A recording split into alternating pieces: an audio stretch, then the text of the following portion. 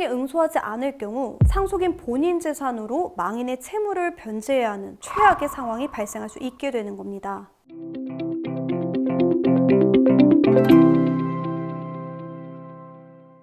안녕하세요. 상속 전문 변호사 유지은입니다. 상속인이 망인 사망 후 상속포기나 한정승인을 했는데 망인의 채권자로부터 채무를 변제하라는 소송이 들어왔다면 어떻게 해야 할까요? 오늘은 관련된 사례를 하나 소개해 드리겠습니다. 아버지가 돌아가시고 한정승인을 신청한 분이 계셨는데요. 청산 절차를 앞둔 어느 날 아버지의 채권자로부터 채무를 갚으라는 소장을 받게 됩니다. 이미 법원으로부터 결정문도 받았겠다. 굳이 대응할 필요를 못 느껴 무시하고 대응하지 않았는데요. 몇 달이 지나 채권자로부터 법원에서 받은 판결문과 함께 채무를 갚으라는 최고장을 받게 됩니다. 이처럼 주변에 보면 본인은 이미 상속포기나 한정승인을 했으니 응소하지 않고 그냥 무시해도 된다고 생각하는 분들이 많은데요. 이럴 경우 상속포기를 하고도 망인의 채무를 변제해야 하는 상황이 발생할 수 있기 때문에 매우 잘못된 생각입니다. 오늘은 망인의 채권자로부터 본인을 방어하는 방법에 대해 알려드리도록 하겠습니다.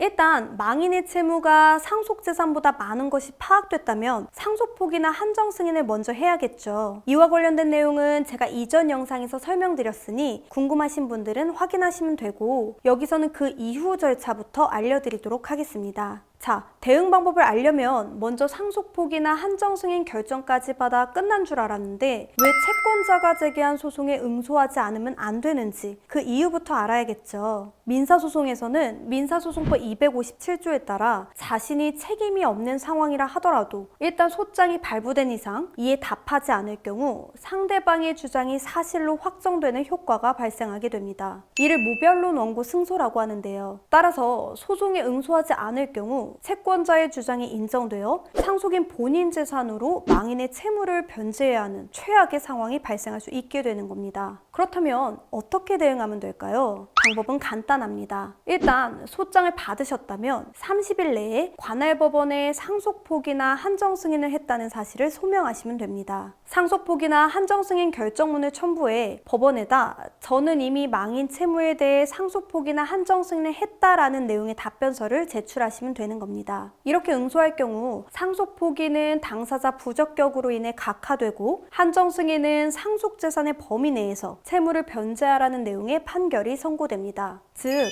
안전하게 채권자로부터 보호된다는 거죠. 그런데 만약 이 사실을 알지 못하고 채권자로부터 소장을 받고도 대응하지 않았다면 채권자의 주장이 받아들여져 채권자는 승소 판결을 받게 되고 이를 근거로 채권자는 상속인의 재산으로 자기 채권을 변제받을 수 있게 된다고 말씀드렸죠. 그렇다면 상속인은 응소하지 않았다는 이유만으로 자기 재산에서 망인의 채무를 변제해야만 하는 걸까요? 그렇지는 않습니다. 이럴 경우 우리 법은 청구 이의소라는 구제 절차를 마련해 놓았는데요. 청구 이의소란 채무자가 판결문에 표시된 채권자의 주장에 이의가 있다면 그 판결문이 집행되지 않도록 하는 소송을 말합니다. 관련 법리 등을 다 설명드리면 내용이 복잡해지기 때문에 단순하게 설명드리자면 한정승인을 완료한 상속인이 비록 응소를 못해 채무 변제를 하라는 판결을 받았다 하더라도 청구이의 소송을 통해 그 집행에서 벗어날 수 있다. 이 정도로만 이해하시면 되겠습니다. 따라서 한정승인자는 이의 소송이 받아들여지면 자신이 상속받은 재산의 범위 내에서만 채무를 변제할 수 있게 된다가 핵심이니 그 부분만 이해하시면 되고요.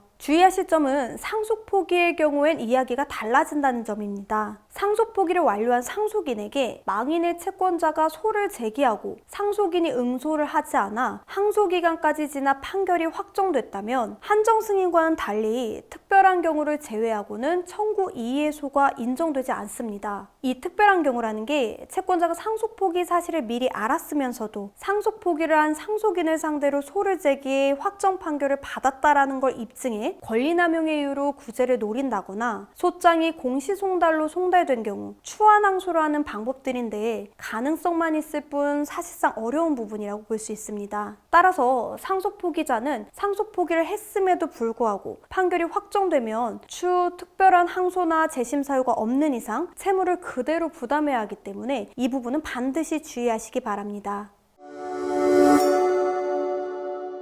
오늘은 망인의 채권자로부터 본인을 보호할 수 있는 방법에 대해 설명드렸는데요. 이 외에도 채권자의 소송 유형에 따른 구제 절차들이 마련되어 있기 때문에 만약 소장을 받으셨더라도 당황하지 마시고 주변의 전문가에게 문의하시어 충분히 대응할 수 있다는 점 말씀드리면서 오늘 영상 인사드리겠습니다. 도움이 되셨다면 구독과 좋아요 부탁드리고 끝까지 시청해주셔서 감사드립니다.